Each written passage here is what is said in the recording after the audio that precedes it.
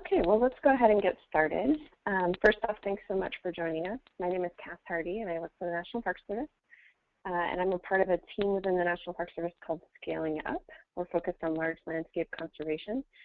And our efforts have put together a webinar series over the last several months, where we're hosting a webinar once a month featuring different tools that enable us to work across boundaries.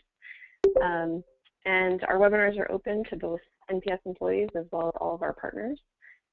So feel free to encourage others to join us as appropriate as well.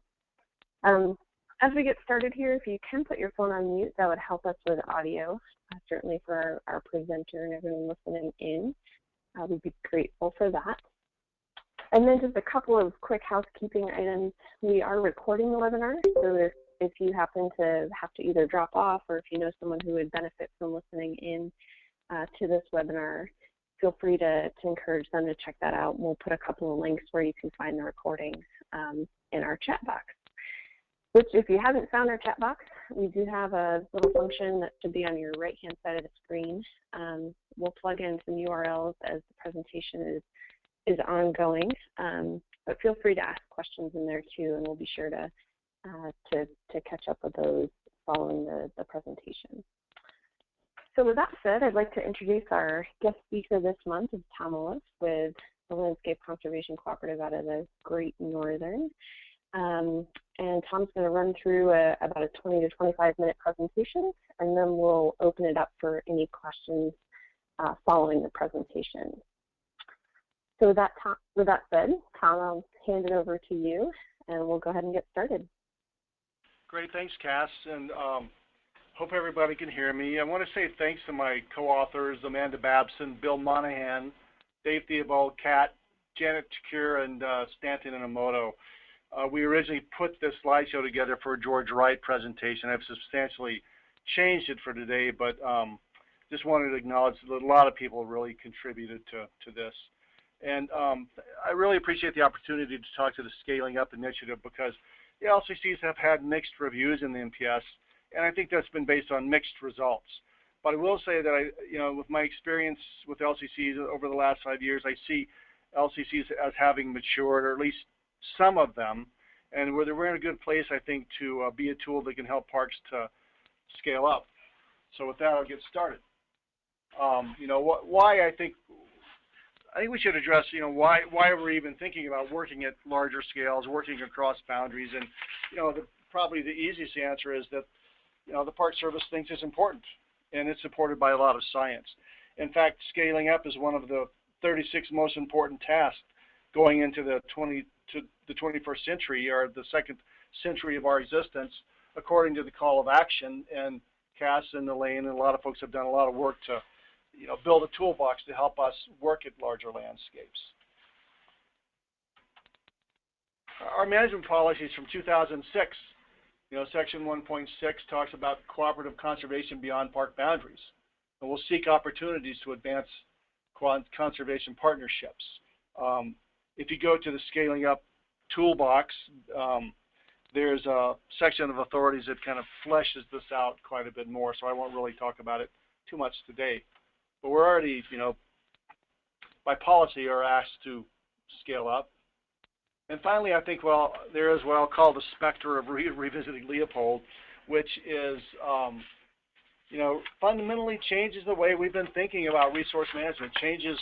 Tells us we need to change our basic goals for resource management, and that we should be, our overarching goal for resource management should be to steward resources for continuous change, not the past but the future, not any kind of static situation, but a changing situation, in order to preserve ecological integrity, not just iconic species, not iconic landscapes, and cultural and historic authenticity, provide visitors with transformative experiences, and then lastly, form the core of a national conservation land and seascape. And I want to focus on that one a little bit today. And to look at page 15 of Revisiting Leopold, which is working its way into NPS policy, the National Park System should become the core element of a national network of lands and waters. And there's a lot of reasons why, but today I want to ask the question, how? and because that's not necessarily easy for us in the Park Service. And one of the answers to that question, not the only one, but one I think is landscape conservation cooperatives as a tool. You know, and LCCs were obviously kind of started in 2009 with Secretarial Order 3289, and it says that interior bureaus and agencies must work together to develop landscape-level strategies and specific to climate change. But you know, we all know that the issues that we're facing aren't just climate change. There's other landscape-scale stressors like invasive species and land use change.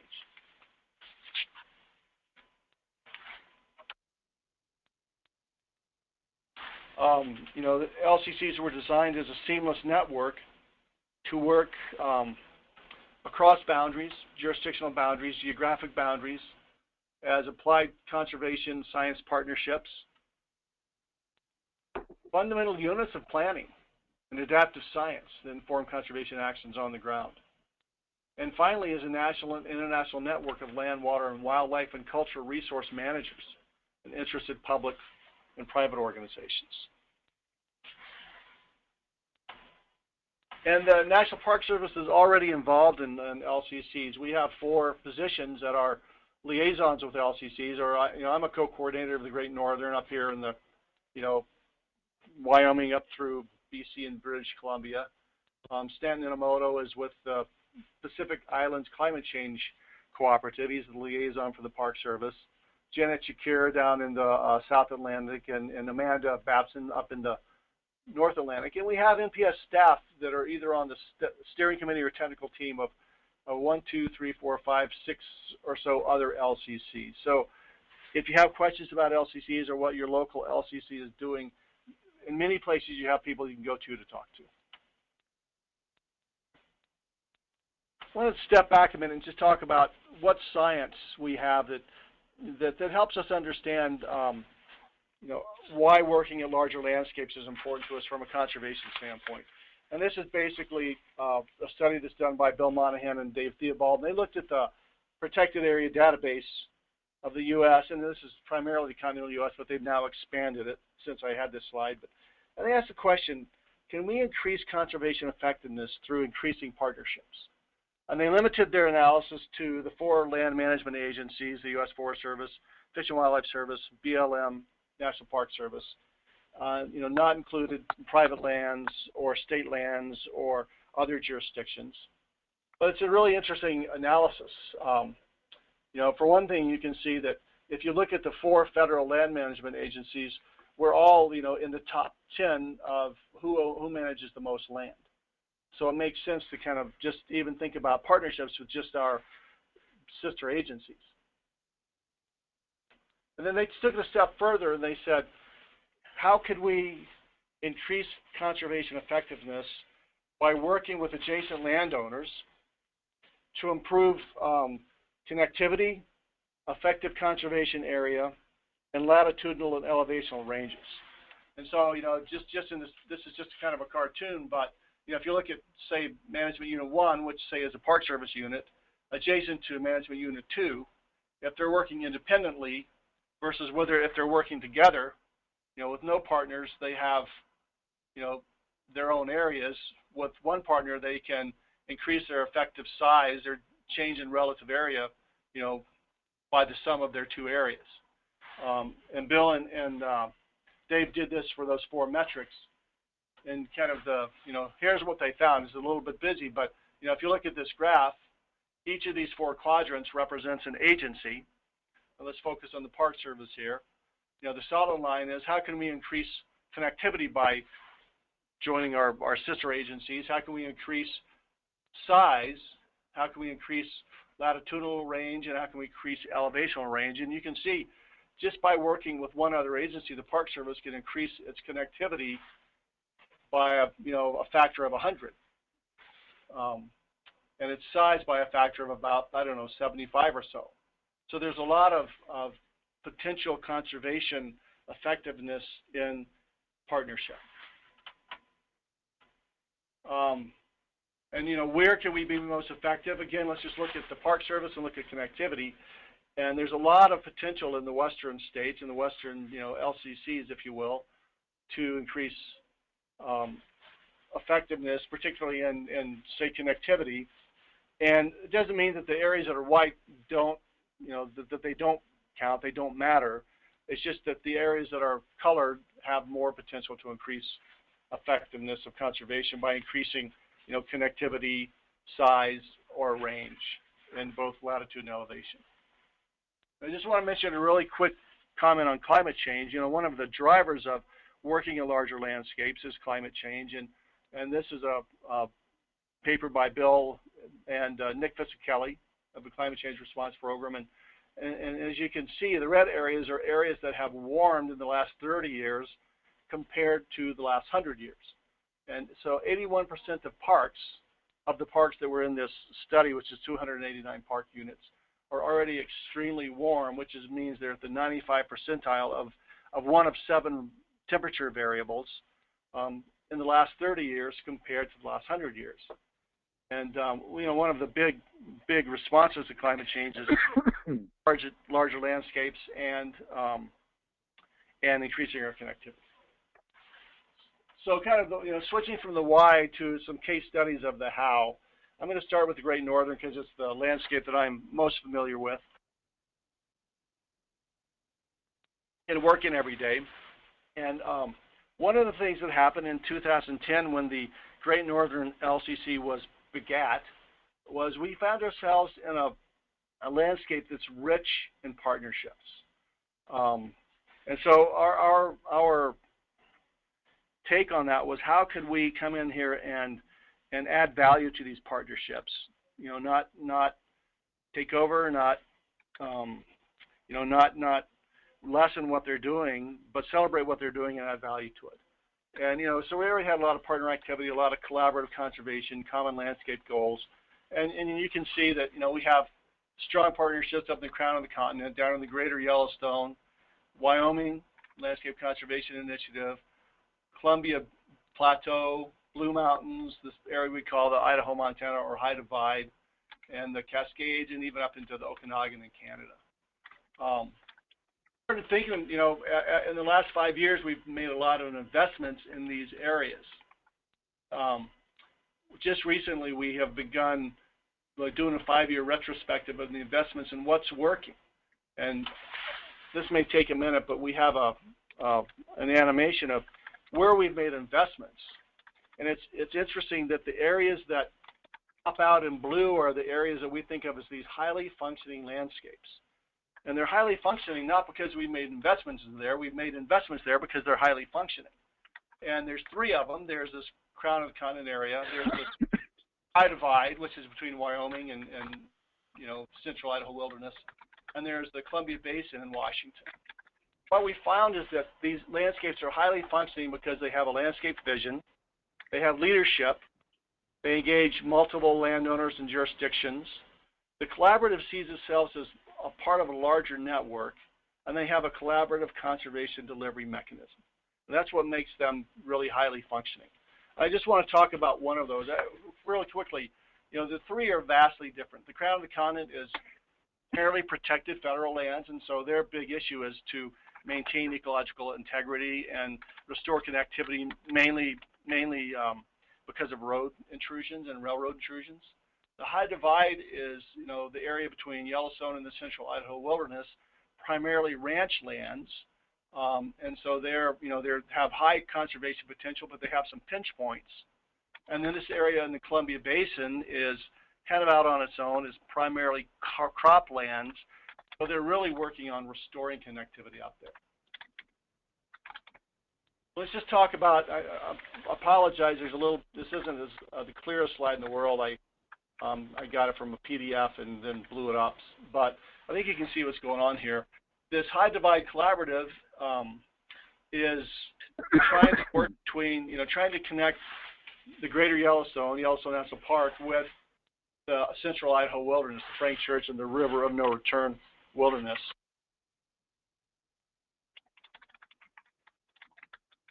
And it's a really interesting one because what they've done is they've based on both empirical and modeled science, they have developed looked at migration routes. This one is just for the big game. You know, the purple is pronghorn, and the green is kind of everything else. But they've also done that for carnivores, grizzly bears and mesocarnivores, and for fish and avian species as well. And they looked at the pinch points of the migration routes. And what they're trying to do is to relieve those pinch points primarily through land conservation easements. So this is a partnership that's led by an Alliance of Land Trusts, the Heart of the Rockies. It includes all 4 land management agencies, the state fish and games, the nonprofit organizations, as well as public landowner or private landowners. It links the Yellowstone to the Central Idaho Wilderness. And it builds and connects across a larger landscape. Work done by several local land trusts, like the Salmon Land Trust and Friends of the Centennial Valley. And what they're doing is seeking collaborative land and water conservation funds, funding to do these conservation easements. And so they've taken individual valleys and they've combined them into a larger strategy, and they have a conservation delivery mechanism. I'd also point out the Craters of the Moon kind of anchors the south end up. So we have a couple of parks that are pretty heavily involved, Forest Service wilderness, and then a lot of private ranch land in between.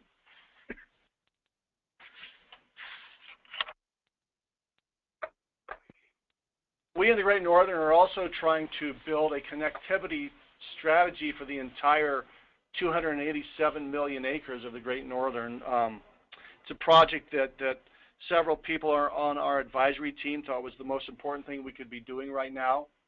And so we've been about a year into this. We have begun thinking about a strategy. We have begun building an atlas, which is you know, a database of databases, if you will, where you can go and find science in your area. We've had a workshop that identified areas that are important to connectivity in the Great Northern and broken them down, and we're starting to build collaboration in those areas, to build strategies, and to build a toolbox of management actions that people can use in those areas to increase connectivity. We have an outreach component with workshops and training, and then we're really looking for management outcomes.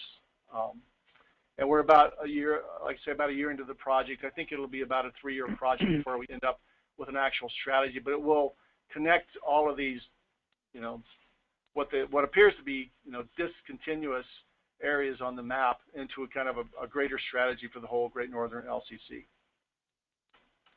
But we're not the only ones doing this. I wanted just to point out a few more and talk about the South Atlantic Conservation Blueprint. I really like this product personally because it's crowdsourced. They're really it's a data-driven plan. Their priorities are based on natural and cultural resource indicator models and connectivity analysis. It reflects feedback from, you know, 8 in-person workshops, and more than 400 people from 100 organizations have actively participated in developing it. And basically, it's a living plan that describes the places and actions needed to meet the shared conservation objectives of the South Atlantic LCC. And so any of us can go on there if we're working in that area and see how we fit in and see, you know, where our landscape fits into the larger landscape. I also want to kind of pull out the LCC is probably one of the leaders with Pacific Islands in broaching or coming up with the idea of cultural resources, larger communities, and connectivity. And Janet Shakir, I don't know, I didn't see who all was on the webinar, but if Janet Shakir is on, hopefully she can answer questions about the work that she's done with the South Atlantic LCC and meeting the cultural connectivity and the cultural landscape goals. You know, I know they worked with state historic preservation offices, met with the National Park Service folks, met with Indian tribes, and worked with management plans. And basically, they've identified, you know, important cultural landscape, natural resources for living cultures. And that's all rolled into the conservation blueprint. There's several other of these types of projects going on all across the country. They kind of fall under this loose rubric of landscape conservation design, or LCD.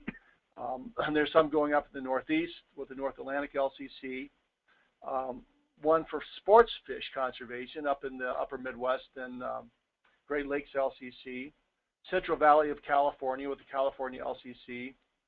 The Desert LCC is doing a landscape conservation design project. Peninsula Florida, the landscape conservation and climate change scenarios. The Green River Basin, which is in my territory, Southern Rockies and Great Northern. And then one by the Plains Prairie Pothole LCC called Saving Our Native Prairies. And so again, a lot of LCCs are now trying to build these landscape conservation designs, which brings partners on, brings science to ask the question, where are our landscapes not connected, and help us build tools and partnerships to connect those landscapes.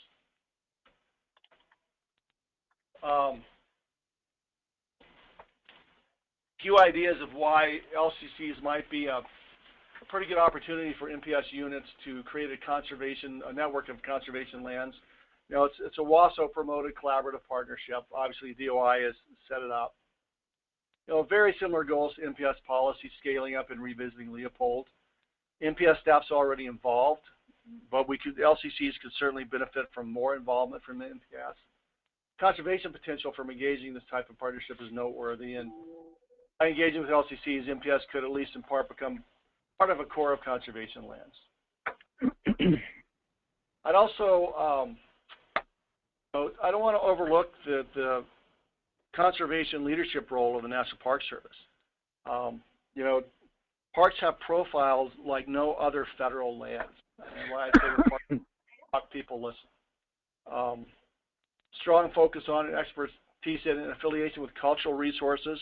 One of the things, in the partnership world I've worked in the last 5 years, nobody has the expertise or the knowledge of cultural resources as the Park Service does. You know, many national parks add to the protected end of the spectrum and to this whole matrix of conservation lands, like with this High Divide Collaborative. We have critical conservation lands in strategic places, and the Scaling Up Initiative already supports landscape conservation. You know, we're already sanctioned and you know, we're asked to do that. So I think we in the Park Service have a conservation leadership role here. So to get involved, you know, there is a national LCC network website where you can go and find projects in your area. You know, it might be more productive to call one of the folks that is an LCC liaison like myself, Amanda, Stanton, or Janet. You know, we in the Intermountain region have Pam Benjamin working on a lot of the LCC work as well. So a lot of ways to get involved, a lot of work going on. Today I just wanted to kind of give a flavor of what that is and let folks know that LCCs have matured. There is a lot of, you know, partnership being developed on the ground, and that the more parks get involved, the more the Park Service can benefit, and I think the more the partnerships can benefit as well. So that was the presentation for today, and have any questions, I'm glad to answer them, or if any of the co-authors are on, I'm hoping they will speak up and answer as well. Great, thanks so much, Tom. So as Tom mentioned, we'll go to questions. I know maybe we can start off with one that we have in the chat box, and then we can open it up to everyone else. One question about if we've learned any lessons regarding working with partners across international borders through our LCC work.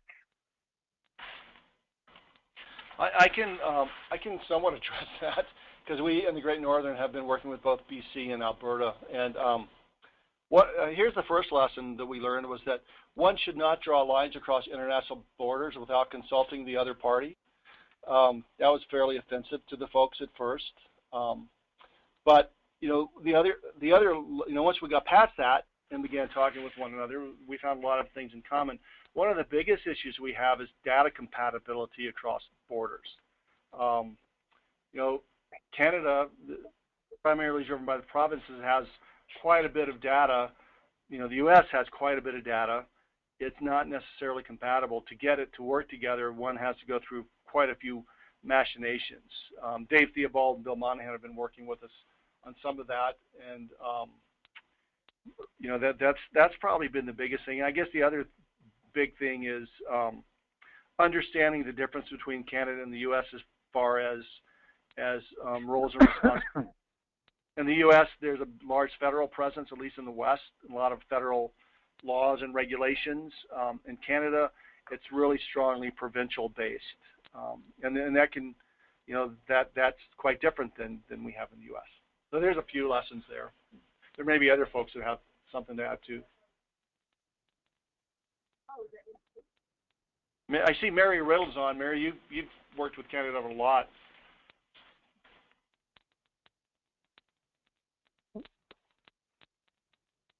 Maybe she still has herself on mute. Mary, if you're on, go ahead. Am I able to talk? Yes, you are, Mary. Oh, okay. Yeah, we have worked with, obviously, with Canada quite a bit as part of the Crown Managers Partnership, and in the beginning, that data issue was really big for us.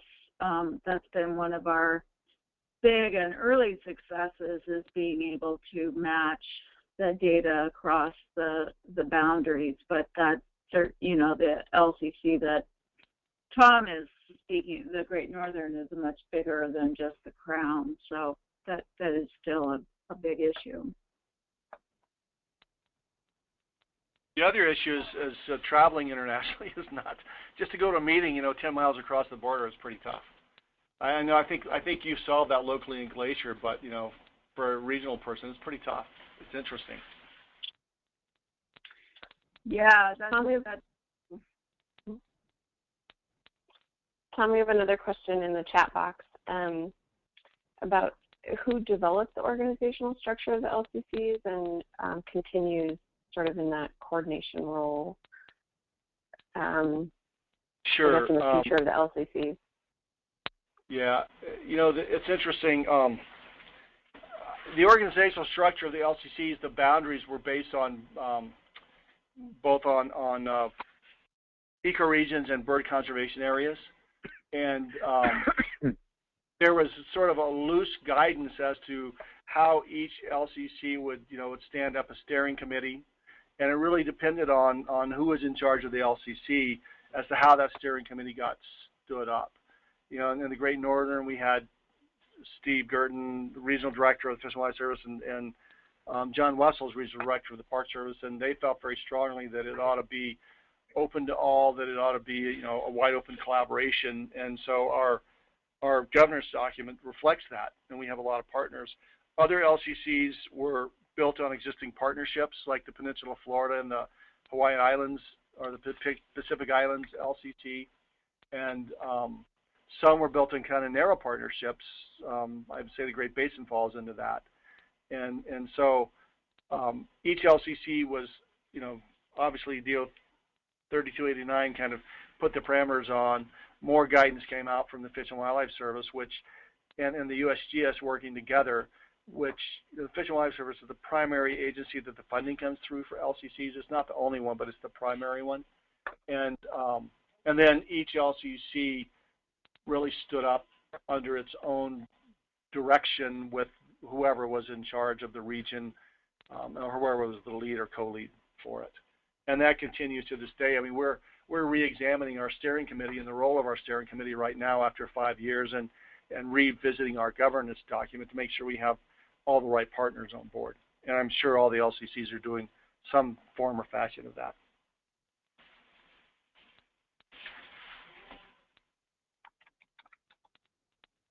Great. Other questions for Tom?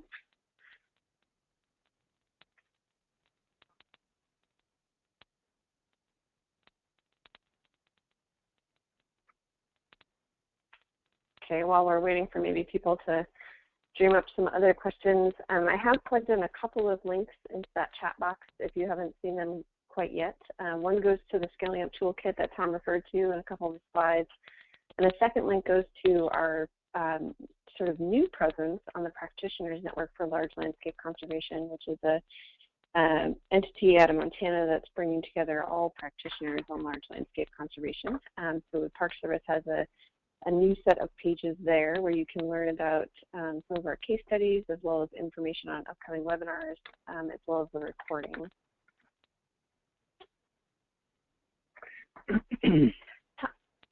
Tom, I have a question for you. So say if a park is is interested in learning more about large landscape conservation, I know for the Scaling Up team, we generally refer them or encourage them to check out their LCCs that they're in that area, that's within their region rather, as one of the starting points. Do you have like a sort of a standard sort of response to a park unit that might be interested of what LCCs can offer them in general? You know, I don't have a standard response. I generally try to work with each individual that's interested. For instance, lately I've been working with Rachel Daniels, who is with the Lewis and Clark National Historic Trail. You know, she cuts across 5 LCCs. They don't really have a lot of land ownership or, you know, management responsibility. They have a lot of coordination responsibility. And you know, it was a really interesting thought process to think about how a National Historic Trail fits into a large landscape conservation dialogue. You know, how you monitor climate change. And I asked Nick Fisichella to get involved, and he's been working with Rachel. And so it really just depends on what the park is interested in and what's going on. And for instance, Yellowstone, we've just been getting them involved in this High Divide Collaborative. Not that they really have to do much because most of the work is going on west of the park, but they're the anchor on the eastern part, and it's important for the collaborative to have the Yellowstone name associated with it. They really want that profile. And so it really is right now kind of park by park. I will say that these landscape conservation design efforts that many of the LCCs are starting up, they definitely have a place for, you know, they're asking the Park Service to be involved in those.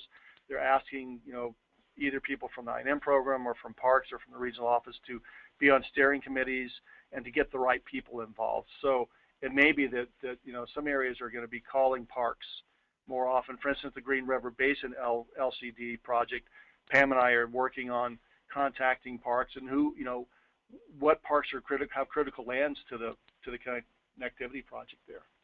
So I don't think there's any pat answer. I think it's really what's the park looking for and what are the opportunities in the area.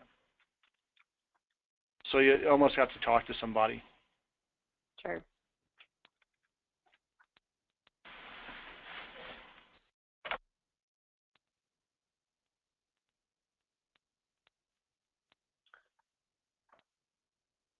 Other questions for Tom? Yeah, or anyone else? Go ahead. Yeah, this is Paul Clark. I'm with the RTCA program in Alaska and have recently talked with one of the science coordinators in LCCs, but tried to get a sense from anyone how LCCs are currently integrating, I guess, to extend on the trail question, integrating recreation or say the social science component in their work and collaboration. And if that's there's a great question. A good example to look at. Thanks. Yeah, sure. That's a great question. You know, there's been, I would say, I don't know about recreation. I have to say that we in the Great Northern haven't really worked on recreation issues much, if at all. I don't know about LCCs. There have been several social science studies that have happened with LCCs. In fact, there was a paper published out of Alaska. Jacobson, I think, is the first author, Cynthia Jacobson, and it's about LCCs as bridging organizations. We in the Great Northern had a couple of network analyses done from a social science standpoint to understand how partners work together and how you know, how almost the balance of power in the partnership it was what we looked at, because we didn't want to, you know, have partners that had more power than others. And I think all LCCs are beginning to look at social science, and prompted by the climate science centers. Every project, as I understand it now, at least in the North Central, and I think in most climate science center, had to have kind of a socio-ecological link. In fact, I was a co-PI on one project with the North Central Climate Science Center, and we actually had to bring in social scientists to make that link for us and to do some surveys for us. So LCCs have gotten some social science trying to understand the partnership aspect of conservation.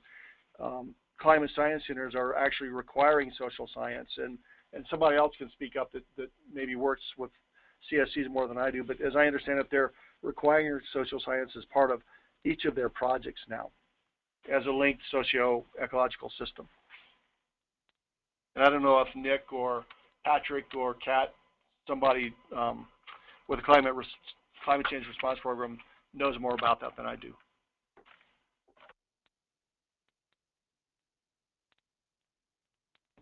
I think that was a good answer, Tom. You know, I would point out too, again, I haven't seen where LCCs have looked at, you know, any kind of visitor impacts. I would point out that if you're not aware of it, and you probably are, that Nick Fitzkelly and I think Nick just published a paper on the impact of climate change potentially to park visitation. And Nick, I think you're working on briefs for each park based on the data from that paper.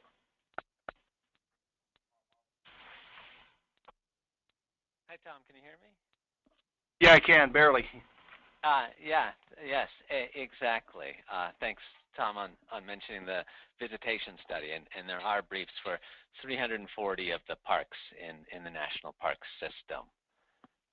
And I'm happy to direct anybody to those.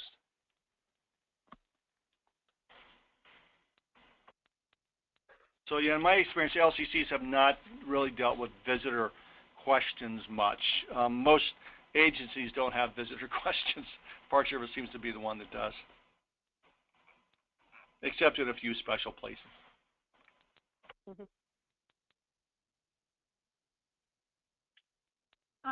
So Tom, I have a question and comment that one of the benefits of the GNLCC is the funding that you all are able to provide for landscape scale projects that both agencies and NGOs are able to submit and you know, compete for that funding.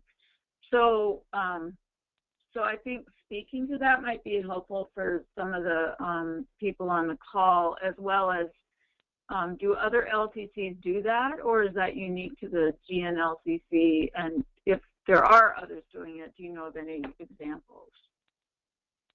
Yeah, absolutely, Mary. I think every LCC has a science component to their funding. So, you know, if it's a Fish and Wildlife Service primarily funded LCC like the Great Northern is, essentially we get half of our money for capacity for coordinators and data managers and those kinds of folks, and half of our money to fund science projects. You know, so most of the LCCs are that model. There are some LCCs that aren't that model. There's a couple of LCCs that are managed through the Bureau of Rec, and you know, there's a little bit of Fish and Wildlife Service money that goes to science there. Most of it's Bureau of Rec money, so the money has to be focused on water resources and matched. The BLM runs the Great Basin LCC, and I don't think there's been any science funding there, but the Fish and Wildlife Service has provided a little bit of science funding. So almost every LCC has some sort of science funding request for proposals most years. The one thing I would caution is that, you know, Glacier has I think done a really good job of unpacking the funding proposal, and the secret, or it's not really a secret, I think the key is that it's not Glacier Park alone, it's Glacier through the Crown Managers Partnership, you know, as part of the Crown Managers Partnership. So we're really looking to leverage collaboration, and we've had a few parks that have submitted park-specific proposals that haven't done very well. But a park like Glacier that submits proposals in conjunction with their landscape cooperative has done pretty well. So I think that's my one caution on LCC funding, is that you as a single entity are not going to do well. You as part of a collaboration, your park as part of collaboration has a really good chance of getting funding. You know, there is some question about funding in the future. There's always questions about that. Right now we're just kind of waiting and seeing what happens. But In the past, we've had, to the tune of about $1 million a year for the Great Northern LCC, and we've tried to, promote collaboration, promote collaborative conservation with that funding. Thanks. And then I think most LCCs are in that same boat.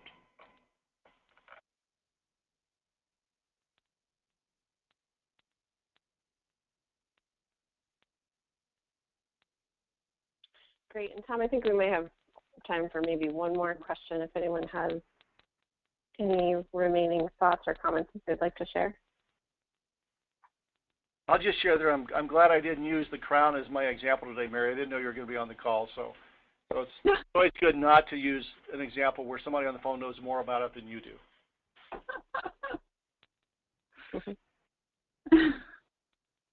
I think it's good for everybody to hear about different examples other than the crown too. So glad you did. Great. Well, certainly on behalf of the Scaling Up team, Tom, thank you so much for your time today and sharing the presentation. Once again, all the webinars are recorded. You can find them either on the Scaling Up Toolkit or you can also find them on that Practitioners Network site. And feel free to encourage others to sign up. We have a newsletter. I posted a link to that in our chat box, and that's how you can kind of stay apprised of what's going on with Scaling Up and learn about upcoming webinars. We do host a webinar once a month. Our next webinar will feature the Nature Conservancy, focused on tools that, again, would allow us to work across park boundaries with our sister agencies or private stakeholders. November, we're featuring a series of international case studies, so be sure to mark your calendar for that. That's November 4th. And then December, we'll wrap up the year with a webinar on migratory connectivity. So once again, thanks so much for joining us, and feel free to let us know of any feedback. We're always looking to improve our mini-series. Thanks, everybody. Thanks again, Tom.